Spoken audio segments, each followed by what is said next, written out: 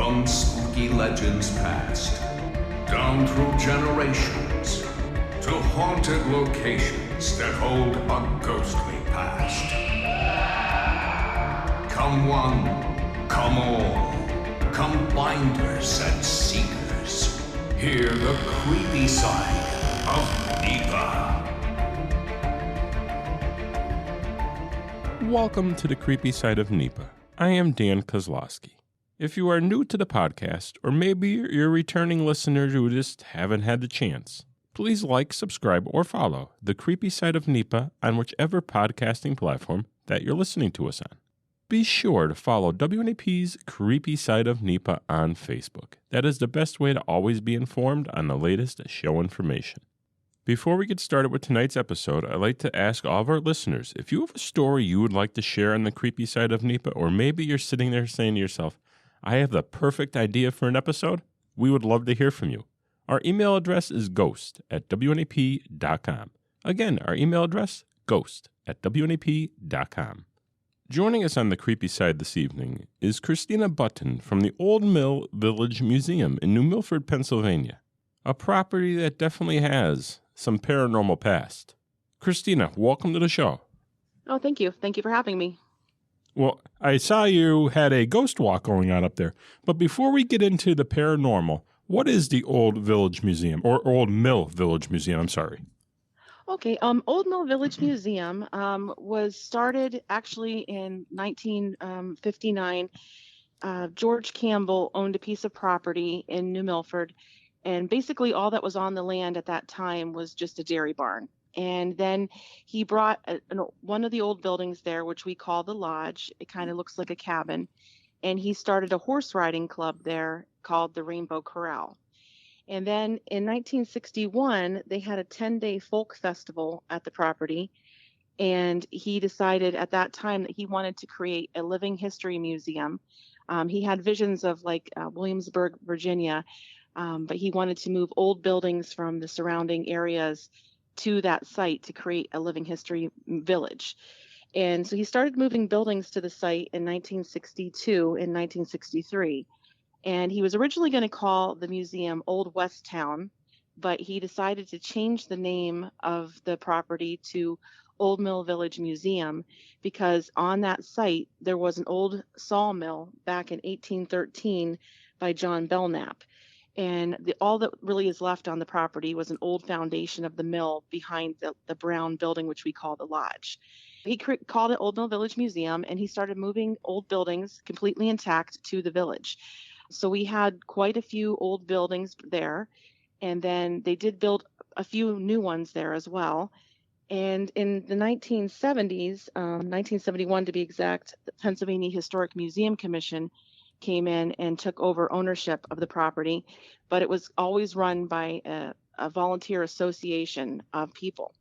Now, over the years, funding started to drop for the museum's upkeep, and we had a really bad flood in 2006, and we lost a lot of the old buildings on the lower part of the property, and we weren't getting any funding, so we started at that time trying to break away from the Pennsylvania Historic Museum Commission. And in 2017, we did. So we are completely on our own now since 2017. Each of the buildings have historic things in it that were either donated by people living in the area. We have a great building that was moved there in 1974 as this old one-room schoolhouse from 1858.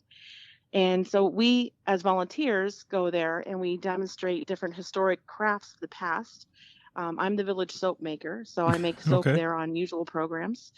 And we have spinners and weavers, and we have candle maker, blacksmith, and then we have a whole museum, too, that's just filled with artifacts that people have donated over the years.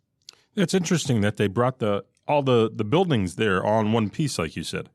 Yes, it was quite the undertaking. They said they had to move power lines, and it was quite a undertaking to do that, especially now I think it would be awful harder to do, but they did it.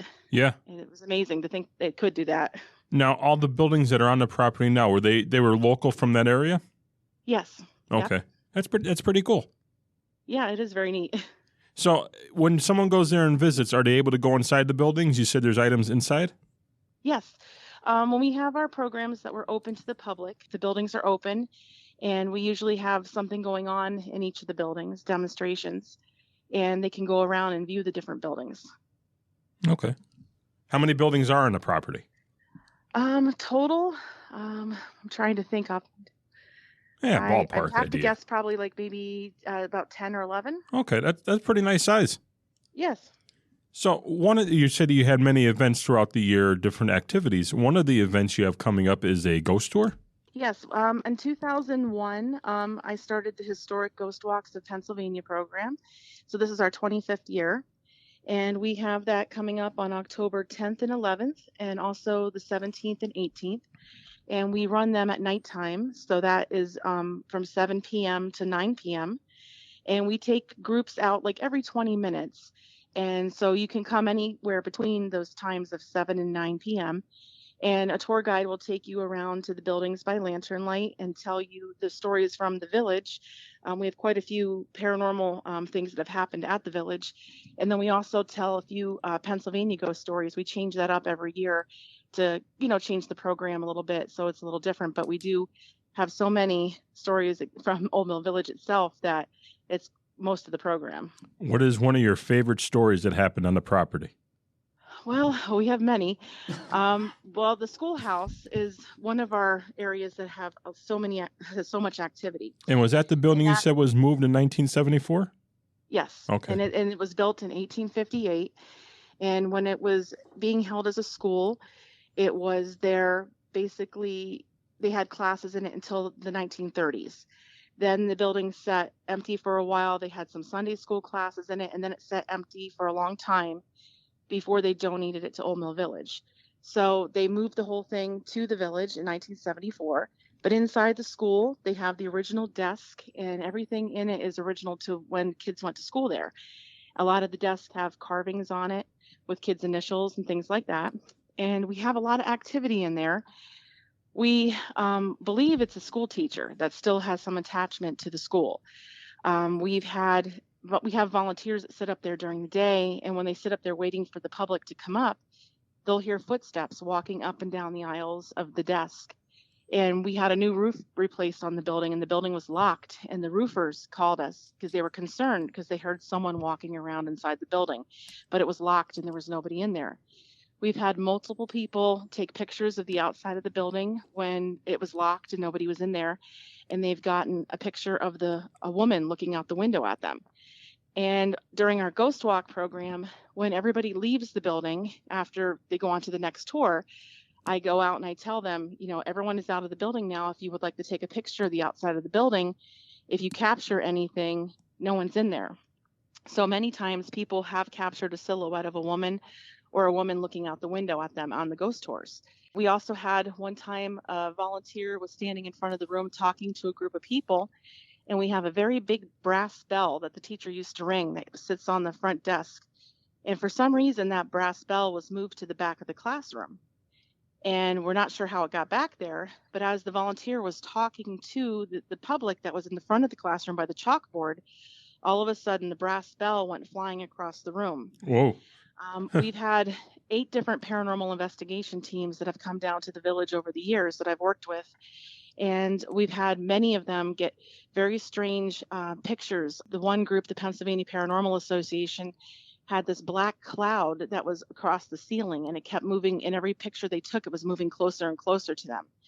We've had dark shadows walk back and forth in the back of the classroom. We've had a person pinched one time. They were sitting at a desk and something came up and pinched them in the back of the arm. We had a TV crew that came one time, and they were trying to do like an interview inside the schoolhouse. And there's no electricity in this building at all. It never had any electricity. Okay. And they basically could get picture in there, but they couldn't get any of their audio equipment to work.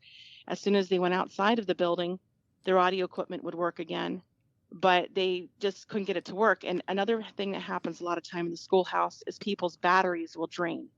We've had a lot of different paranormal investigation teams come with their equipment, and all of a sudden their batteries will just drain. We've had people have cameras they bring on ghost walks, and as soon as they walk into that building, their batteries will die. One time we had a paranormal group, they put jacks and like little toys on the floor and balls. Mm-hmm. And we kind of sat there staring at it for a while. And all of a sudden, the balls and things started to move across the floor when nobody was near them. So there's been so many different little things that have happened in that building. That's one of our very active sites at the village. So how many stops are on your tour? We do, let me see, one, two, about 7 or 8 different stops on the tour. And that the schoolhouse seems to be the one of the most activity? Yes, that has one of the most activity, but also our lodge building has a lot of activity, and so does our museum. And then we do have a few paranormal spirits that walk the grounds as well. We have a little girl in white. We have a man that wears brown clothing. We have another woman that walks around the grounds as well. We have a lot of reenactments that come up to the grounds. In fact, this coming weekend, we have our Civil War reenactment Saturday and Sunday. And a lot of the reenactors will stay overnight and they have their tents set up. Mm-hmm. And over the years, we've had so many reenactors report to us that they, get up in the middle of the night and they see a woman walking, or the man in brown walking the grounds, or this little girl. One of the reenactors said one night he woke up in his tent and this little girl dressed in white was standing in his tent and then just disappeared. So we have had reenactors report over the years all these things that they've witnessed. During our ghost walks last year, we have people that bring their cameras and things like that on the tour. And as they were walking past the spinning house, the one man heard a noise and he took a picture. And he captured a little girl, and she's wearing like a European dress, like an Eastern European dress. Yeah. And it's one of the best photographs I've ever seen taken at the village. And with AI now and everything, you kind of question everything. But he showed me as soon as he took the picture. So it's not like he went home and doctored it or photoshopped it or anything. Right. So I have that photograph in my photo album at the ghost tours. People can actually see that photograph. Now, when you talk about all these paranormal spirits and entities on the property, do you think they have ties to those buildings that were moved, or do you think it's more something like the old mill that was on the property? No, I think it's the buildings and the artifacts. We think that, especially the schoolhouse, I think that many teachers over the years have taught in that school, but we think that one is just attached to it and her energy is still there. But as for the other ones that walk around the grounds, like the one man in brown, he's seen a lot of times during the daytime. People will see him and think he's an actual person, or at dusk, right before night. And he looks like he's wearing dicky coveralls and like a floppy brown fishing cap. People will go up to him and he just disappears. So some people think that he might be a former caretaker that used to work at the village and take care of the grounds. But a lot of the things, like in our museum, we've had visitors go around the corner. We have a section of doctor's equipment. And we've had a lot of veterinarians and doctors over the years. Their families donated their things to the village, for the museum. And people have walked around the corner and they have seen a man in old-fashioned clothing looking at the equipment, and then he disappears. So we do think that the energies of people of the past, are attached to things and they stick around with the items. I do hear that a lot, either the property, so that would be the building itself, I guess, or items itself. Right, exactly, yeah. And you mentioned how the one ghost is seen in the daytime. You don't hear too many in the daytime. Sometimes at dusk I hear them, but mostly at night. Yes. Yeah, the one man in brown, he's been seen twice. One time he was sitting on the steps behind one of the buildings during the day. And another time he was seen in the parking lot. Someone was backing their car up. She was a reenactor and she was going into town to get some supplies. And she saw someone standing behind her car wearing this brown outfit. So she parked her car and got out thinking it was somebody asking her to go get something. And when she got out of her car, there was nobody in the parking lot with her. And she thought it was one of the Civil War reenactors, because a lot of the Confederates will wear gray, but a lot of times they'll wear a butternut brown color. And so she thought he was a reenactor. But she parked the car and got out and there was nobody there. So we think it was him because he was wearing the brown colored clothing. Very, very interesting. Yes, I wrote a book last year. I published The Haunted History of Old Mill Village. So I've collected all these stories over the years, and with my experiences with all the different paranormal teams, I've seen all their different equipment and the things that they've done in the buildings, and it's very interesting to see, how different groups almost collect the same kind of information. So it kind of validates what the other groups get, and they don't talk to each other. So, it's not like they're sharing their information. Right, So and I have seen a bunch of them, like you said, get the same evidence, but they all have a different way of getting it. That's true. They have all different equipment and different techniques of the way they do things. Yep, and that sort of validates the stories and things people have been seeing. It gives it that much more evidence, that much more proof. Right. The first group we ever had come was in 2004, but over the years we've had other different groups come, and I'm always down there with them, because we have someone from the village to be there with them. So I've learned a lot over the years on the way they investigate and things like that as well. And that gives you a great opportunity to collect these stories and share them with the folks who stop by. Yes, indeed. And if anyone was interested in coming on your ghost walk coming up, when was it held again? We're going to have it on October 10th and 11th, and also the 17th and 18th of October. And it's from 7 p.m. to 9 p.m. And you can come anywhere between those times. And we take groups out about every 20 minutes. The tours take about maybe 40 minutes or 45 minutes going through the whole thing. And then we give people apple cider, donuts, and hot chocolate at the end. So that's free part of the tour. So that's nice little. And I do have 2 paranormal investigation teams that will be there with their equipment and things that people at the end of the tour can talk to them and look at the equipment that they use during their investigations. Say somebody was looking for more information. Do you have a website, a way that they could contact you? Yes, it's www.oldmillvillage.org. Okay, I'd like to thank you for joining us tonight. It sounds like a very interesting place with a lot of paranormal happenings. Yes, it is. It has been a very interesting place over the years. Thanks again. Have a great night. All right, you too. Thank you so much. Thank you for listening to this episode of The Creepy Side of NEPA. I hope you could join us back here next week for an all-new episode. Until then, enjoy The Creepy Side of NEPA. This has been The Creepy Side of NEPA.